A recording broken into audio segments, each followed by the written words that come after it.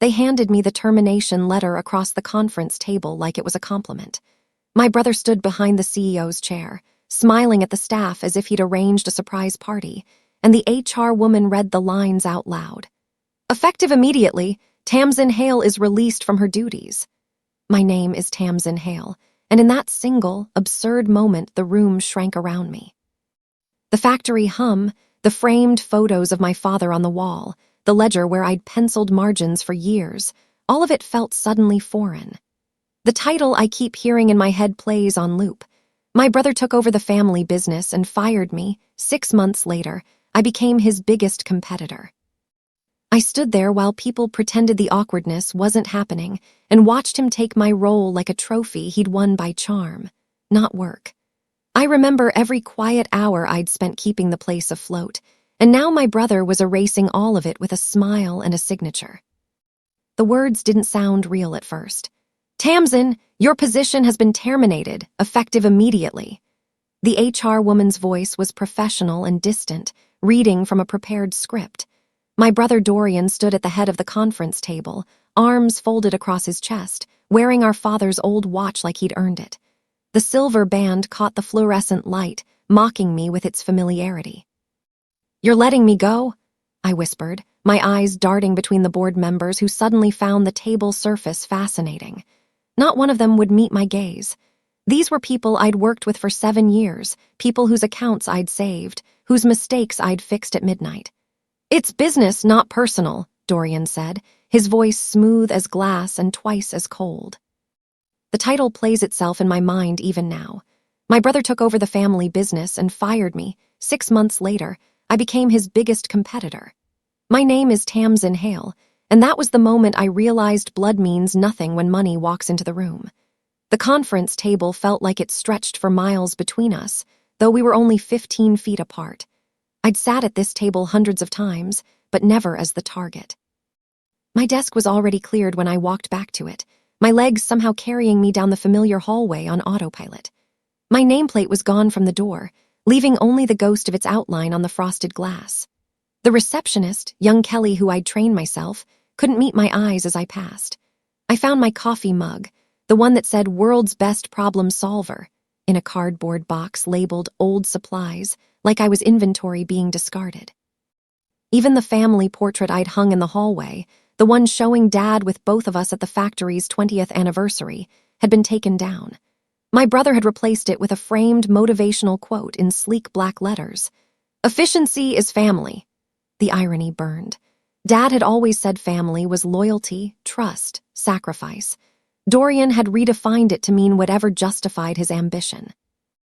I packed my few remaining personal items in silence while coworkers hurried past, their eyes sliding away from mine. Some looked guilty.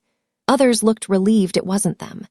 I carried that single cardboard box through the factory floor I'd walked 1,000 times, past machines I'd learned to repair, past workstations I'd helped design. Everything I'd built was being taken from me in a single morning. Outside in the parking lot, I ran into Marcus, one of the machine operators I'd personally trained 3 years ago when he was fresh out of technical school. Ms. Hale, I didn't know they were, he started, his weathered face crumpling with concern. His hands were stained with machine oil, evidence of an honest day's work. I raised my hand to stop him before the sympathy broke me completely. It's okay, Marcus, I said, though it absolutely wasn't. My voice sounded steadier than I felt. He shook his head, his eyes glassy with emotion he was trying to contain. It's not okay. He told everyone in the morning meeting that you wanted out, said you were ready to retire early. That lie cut deeper than the termination itself. Dorian wasn't just firing me, he was rewriting history to make himself look magnanimous. I drove home numb, gripping the steering wheel until my knuckles went white and my fingers ached. The familiar route through town felt different somehow, like I was seeing it through new eyes. Every stoplight, every turn reminded me that my entire routine had just been shattered. The cardboard box sat in my passenger seat like a tombstone, marking the death of my career, my identity, my place in the family legacy. The house felt too quiet when I walked in, the silence pressing against my ears after years of factory noise. The walls still smelled like the coffee I'd brewed every morning at 5 before heading to work, back when I thought hard work and dedication mattered. I sat at the kitchen table with my father's old ledger in front of me, the leather cover worn smooth from decades of handling. He'd used this book to teach me margins and ethics when I was 16. Written on the inside cover in his distinctive handwriting were words I'd read 100 times. A hail never cuts corners. Below that, in pencil that had faded over the years, quality over speed, honor over profit, family over everything. My brother had just cut me out entirely, violating every principle Dad had built this company on. The ledger felt heavy in my hands, weighted with broken promises. I flipped through the pages, seeing Dad's meticulous notes about suppliers, quality standards, customer relationships. He'd believed in doing things right, even when it was harder or more expensive. Dorian believed in doing things fast and cheap, maximizing profit margins at the expense of everything else. They were running the same company but speaking entirely different languages. And now only one of us remained to define what Hale manufacturing actually meant. I remembered the day my father passed away, 18 months ago now. My brother Dorian had stood at the funeral podium in an expensive suit Dad never would have worn, promising to carry his legacy forward with honor and dedication. His voice had cracked at just the right moments. Everyone applauded when he vowed to take care of the company and the family, just like Dad would have wanted. The mourners had eaten it up, dabbing their eyes and nodding approval. I'd stood to the side, already handling the logistics of the funeral, the thank you notes, the estate paperwork, all the invisible labor no one applauds. Even then, I should have known that applause was the sound of betrayal warming up. Dorian had always been the charming one, the one who knew how to work a room while I worked the factory floor. Dad's lawyer had read the will 2 weeks later. The company went into a trust with both of us as equal beneficiaries. But the voting shares went to Dorian as the elder child. Temporary, Dad's letter said, until you both prove you can work together. We'd never gotten that chance. Dorian had immediately started making changes, ignoring my input, dismissing my concerns. The partnership Dad envisioned had lasted exactly 3 months before Dorian decided he didn't need a partner at all.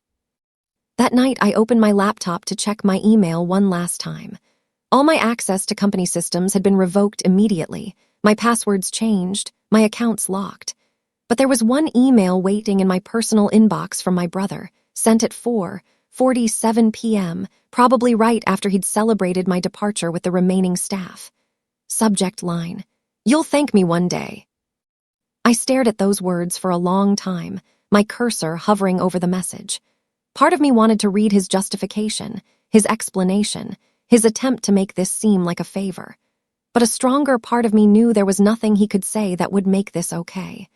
I deleted it without opening it, watching the message disappear into my trash folder. Whatever story he was telling himself to sleep at night, I didn't need to hear it. My phone buzzed with a text from Mom. "Please talk to your brother. He says you're not returning his calls." I hadn't received any calls. Another lie to make him look like the reasonable one trying to reconcile. I turned off my phone and sat in the dark, feeling the weight of betrayal settle into my bones like an old ache that would never fully heal. Word spread fast in our small town of Millbrook, population barely 12,000. Everyone knew everyone's business, and the Hale family drama was too juicy to keep quiet. By the next morning, I heard the whispers at the grocery store while buying coffee I no longer needed to brew at 5 a.m. Heard the brothers cleaning house at the factory. Guess she wasn't business-minded after all. Probably couldn't handle the pressure. People love to rewrite your story when you're too hurt to speak up and defend yourself. They fill in the gaps with assumptions that make them comfortable, that confirm their existing biases. The woman who'd run operations for 7 years suddenly became incompetent in the town's collective imagination.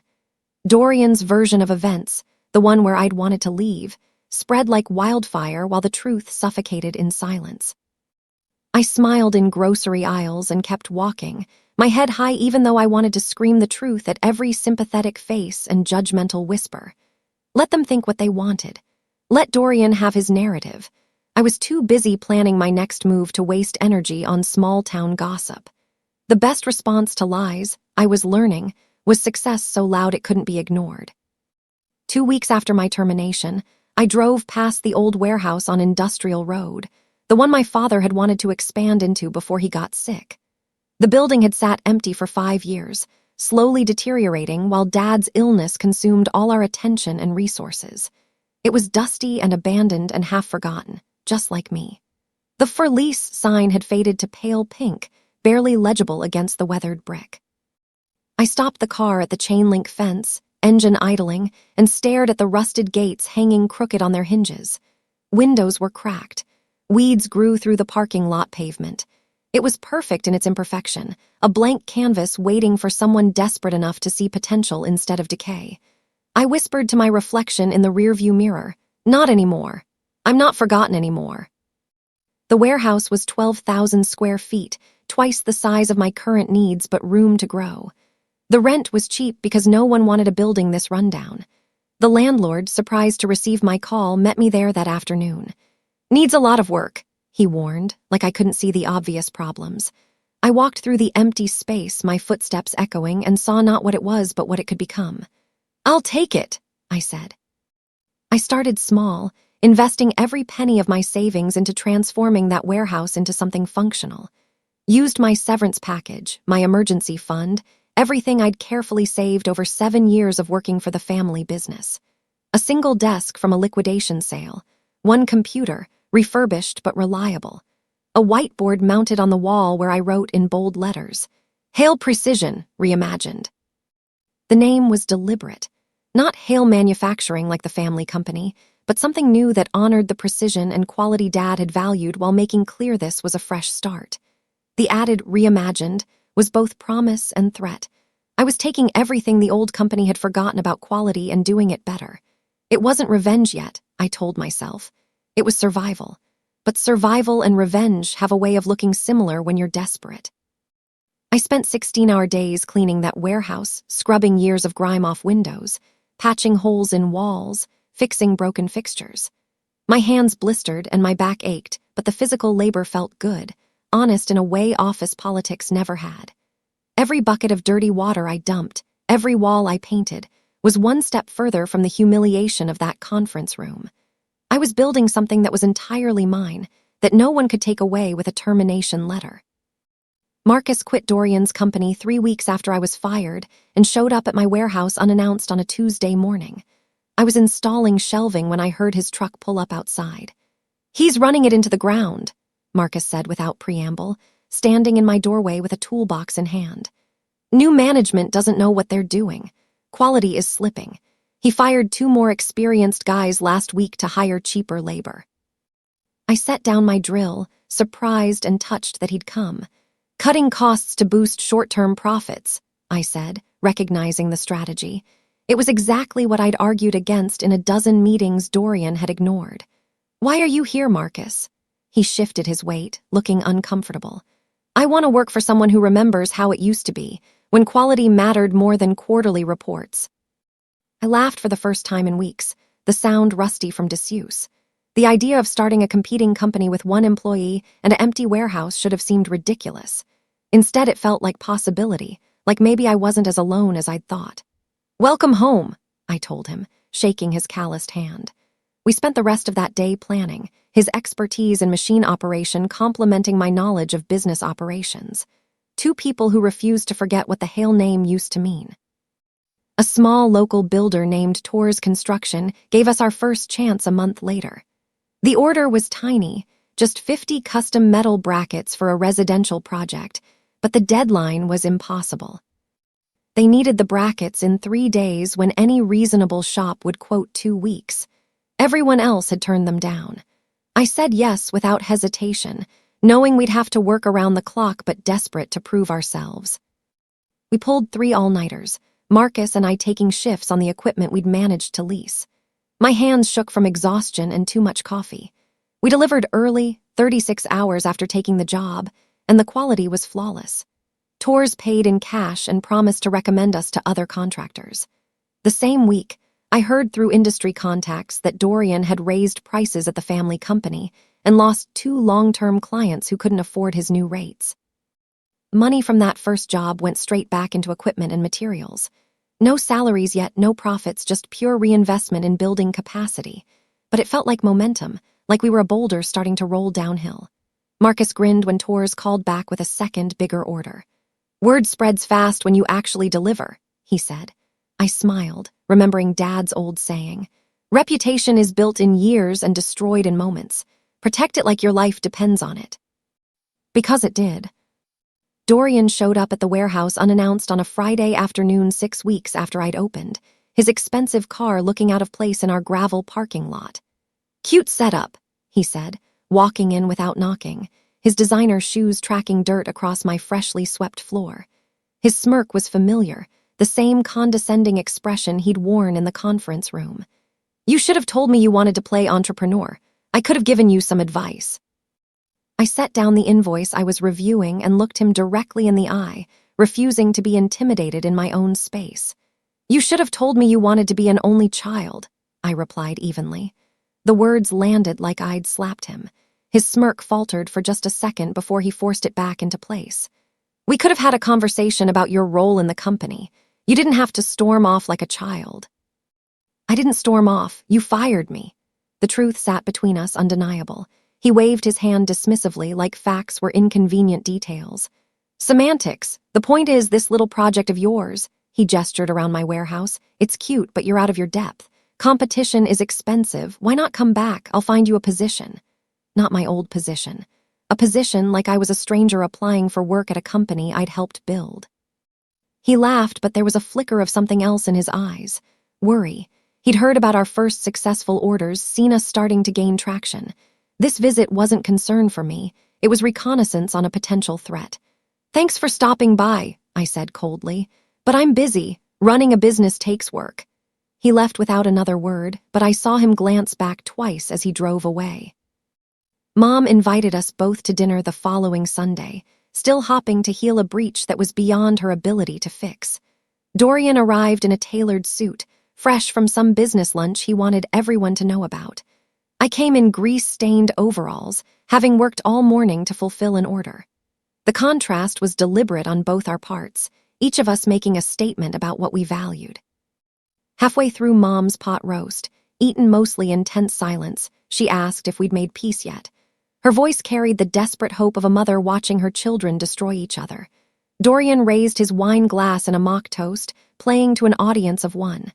"Tamsin's learning her limits. Small business is harder than she thought." His tone was patronizing, dismissive, designed to put me in my place.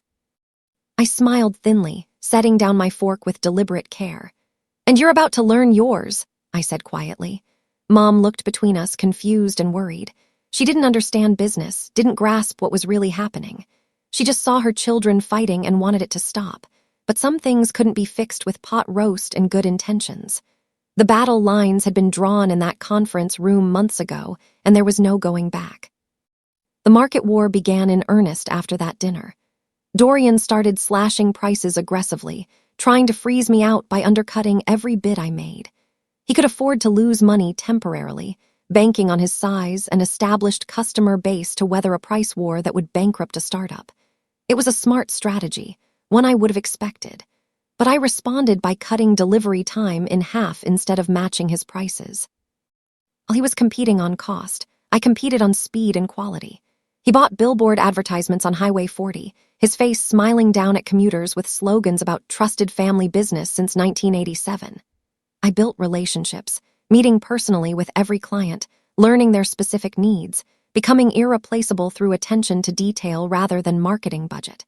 Clients started calling me the real Hale, the one who actually understood what made the business work.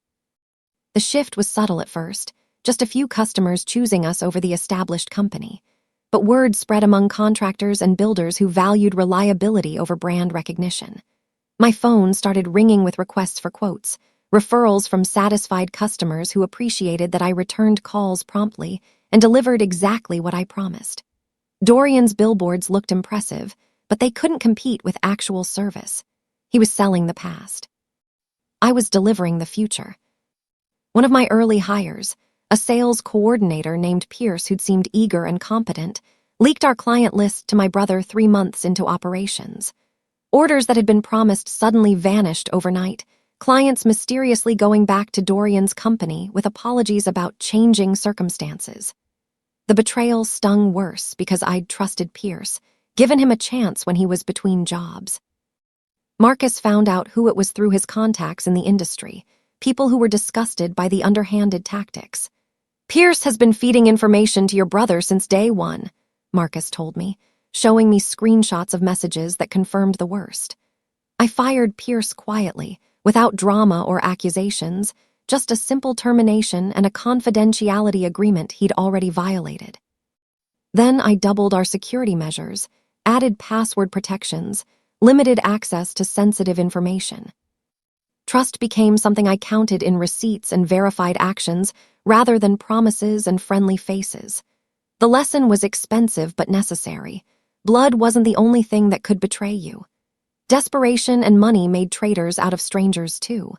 I became more cautious about hearing, more protective of information, more strategic about what I shared and with whom. The innocence I'd had about business relationships died with Pierce's betrayal, replaced by a harder, sharper awareness. My brother's company started taking out loans to keep up with competitive pressure 6 months after I'd opened. I heard through a supplier named Andrews, who provided raw materials to both of us, that Dorian's warehouse was months behind on payments. "He's overextended," Andrews confided over coffee. "Growing expenses, but revenue isn't keeping pace. He's borrowing to cover operational costs." That was a death spiral in manufacturing, paying today's bills with tomorrow's income. The same supplier offered me his biggest contract if I could deliver faster than Dorian's company. It was a test and an opportunity. 3,000 units, tight deadline, substantial payment. "Your brother bid on this too," Andrews said, "but I don't trust his delivery schedule anymore. You've been reliable. Can you handle this volume?" It was twice anything I'd attempted before, would require hiring temporary workers and renting additional equipment. I didn't hesitate. "I'll have it delivered 2 weeks early," I promised, already calculating the logistics in my head. We worked like demons to fulfill that order, Marcus and I training 5 temporary workers and running 2 shifts. When we delivered early with perfect quality, Andrews became our biggest advocate in the industry. 1 successful contract led to 3 more. Dorian's company lost ground they'd never recover. Sometimes battles are won not through attacks, but by simply being better when opportunities arise. A local newspaper ran a business feature story with the headline, "Sibling rivalry heats up, Hale versus Hale." The article detailed the competition between the established family company and my startup, framing it as a David versus Goliath story that readers loved. The reporter had done her homework, interviewing clients and suppliers who praised my reliability while noting quality concerns at Dorian's operation. The comparison wasn't flattering to him. Dorian called me within an hour of the article going online, his fury evident even through the phone. "Enjoy your 15 minutes of fame," he spat, his voice shaking with barely controlled rage. "This little publicity stunt won't save you when reality sets in. You're still playing in the minor leagues." The metaphor didn't even make sense, but he was too angry to care about coherence. I smiled, alone in my office, feeling a satisfaction that was probably petty but entirely earned. "I plan to enjoy every minute," I replied calmly. "Thanks for the motivation." I hung up before he could respond, imagining his face as the dial tone replaced his next insult. The article brought a wave of new inquiries from potential clients who'd seen the story and were intrigued by the narrative. Publicity wasn't something I'd sought, but I wasn't going to waste it. Within a week, I'd converted 3 of those inquiries into actual contracts. An investor named Thorne reached out the month after the newspaper article, impressed by our growth trajectory and operational efficiency. He'd made his money in manufacturing, understood the industry, and saw potential in a company that was nimble and quality-focused. "Your numbers are impressive for a 6-month-old company," he said during our first meeting. "Profit margins are thin, but customer retention is exceptional. You're building something sustainable." He offered funding in exchange for 20% equity, enough capital to expand without crushing debt. The terms were fair, his experience valuable, and for the first time I felt momentum that was real and terrifying and unstoppable. We negotiated for 2 weeks, my lawyer reviewing every clause. I signed the deal in the same warehouse where I'd started with a single desk, now bustling with 12 employees and machinery that ran 2 shifts daily. The investment allowed us to upgrade equipment, hire specialists, and bid on larger contracts I'd had to turn down before. We weren't competing with Dorian's company anymore. We were surpassing it. The trajectory was clear to anyone paying attention. What had started as survival had become genuine success, growth powered by quality and reliability rather than reputation or family name. I was building exactly what Dad had always wanted, a company that stood on its own merit. We both got invited to the Millbrook Manufacturing Association's annual conference 7 months after my termination. The organization included every production company in a 50-mile radius, and the keynote speeches were supposed to celebrate industry innovation. Dorian stood on stage in an expensive suit, bragging about legacy leadership and maintaining family traditions, with slides showing our father's old photographs, as if history alone guaranteed future success. When my turn came, I simply said, "Legacy means nothing without integrity. Our fathers and grandfathers built something worth preserving, but preservation requires earning trust every single day, not just claiming it through a last name." The applause was louder and longer than his entire 20-minute speech. Several audience members stood, and I saw Dorian's face go red from the front row where he sat rigid with fury.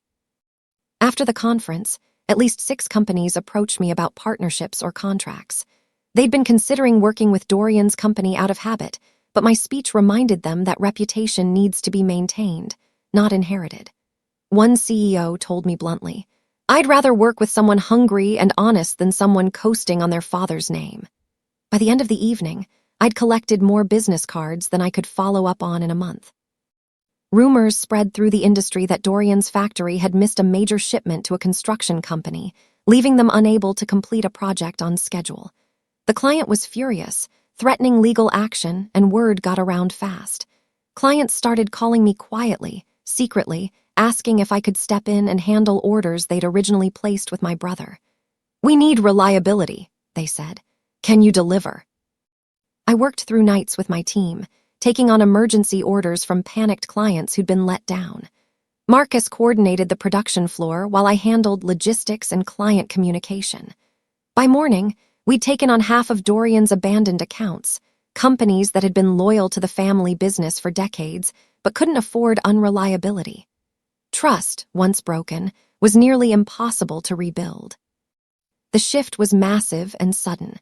My company doubled in size over 6 weeks, hearing frantically to meet demand we couldn't have imagined months earlier.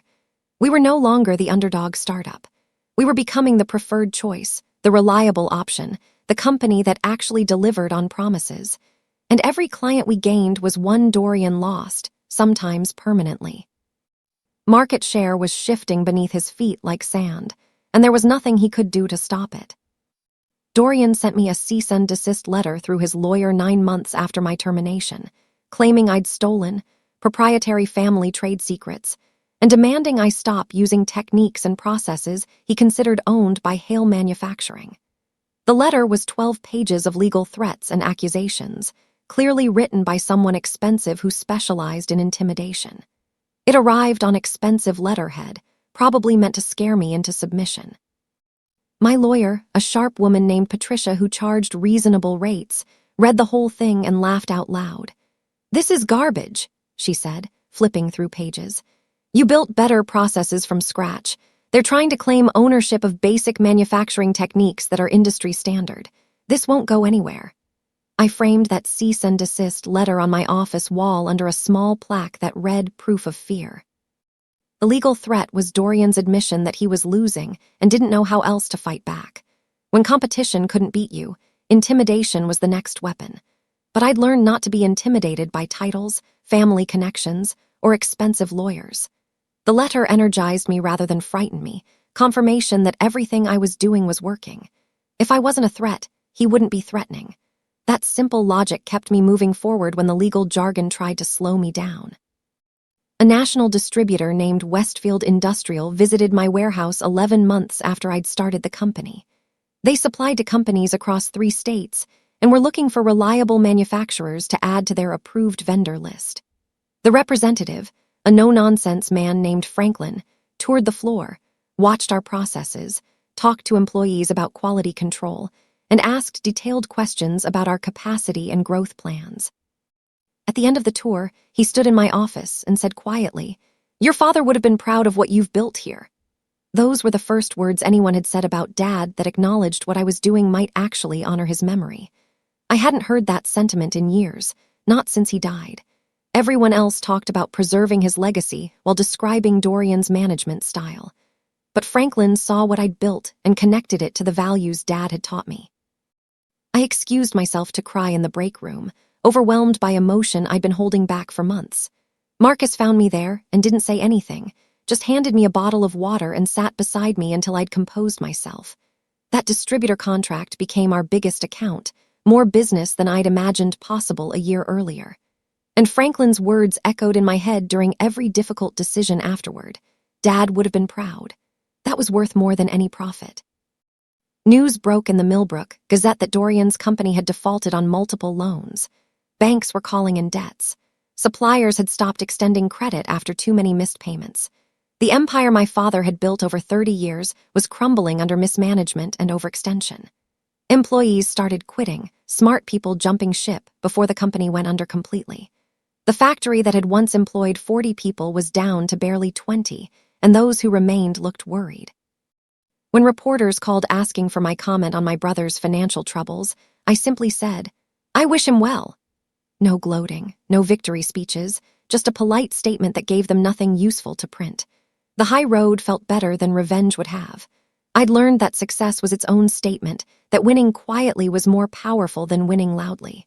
Besides, Dad wouldn't have wanted me celebrating anyone's failure, even someone who tried to destroy me. But privately, with Marcus over beers after a long shift, I admitted feeling a complicated mix of satisfaction and sadness. "He did this to himself," Marcus said. "Cut corners, treated people badly, thought the name was enough." I nodded, knowing he was right but still remembering the brother I'd grown up with before ambition turned him cruel. That version of Dorian, if he'd ever really existed, was long gone. What remained was just the consequences of his choices catching up to him. Dorian came to my office 1 year and 2 weeks after he'd fired me. He looked disheveled in a way I'd never seen, his usually perfect hair uncombed, his expensive suit wrinkled like he'd slept in it. His face was pale and drawn, dark circles under his eyes, the arrogance completely gone. He stood in my doorway without the confidence that had always defined him, looking small and desperate. "I need to talk to you," he said quietly. I gestured to the chair across from my desk, the same desk I'd bought from a liquidation sale when this company was just a desperate dream. He sat down heavily, deflated. "I need a merger," he said, the words clearly painful. "The company can't survive alone. If we combine operations, pool resources, maybe we can salvage something of what Dad built." His hands were shaking slightly, whether from stress or exhaustion or fear. I looked at him the way he'd once looked at me in that conference room, with cold assessment and no sentiment. Let him feel what I'd felt, powerless and dismissed. "It's business, not personal," I said slowly, repeating his exact words from that termination meeting. His face went pale, recognizing the phrase and understanding what it meant. I wasn't interested in saving him or merging or pretending the past year hadn't happened. He'd made his choices. Now he lived with them. 6 months later, my company formally acquired what remained of Dorian's operation. The same machines I'd worked with for 7 years. The same building where I'd learned manufacturing from Dad. But under a different name now, Hale Precision, the company I'd built from nothing in a dusty warehouse. The acquisition was straightforward, almost anticlimactic. His creditors were happy to accept my offer. His remaining employees were relieved to have stable jobs again. I walked through that factory the day after signing the papers, past desks where I'd spent countless hours, past the conference room where I'd been terminated. The space felt different now, not because the physical structure had changed, but because the power dynamics had completely flipped. I was no longer the dismissed daughter. I was the owner, the CEO, the person who'd proven that quality and integrity could beat shortcuts and charm. On the wall in the main hallway, I hung my father's old ledger in a custom frame, open to the page where he'd written, "A Hale never cuts corners." Underneath it, I mounted a new plaque with my own addition. "A Hale never cuts corners and never forgets who did." That was my revenge, firm and quiet and complete. Not destruction, but transformation. Not cruelty, but justice. The family business was saved, just not by the child everyone expected. And every morning when employees walked past that ledger, they'd remember that success comes from integrity, not inheritance. That was my father's true legacy, and I'd made sure it survived.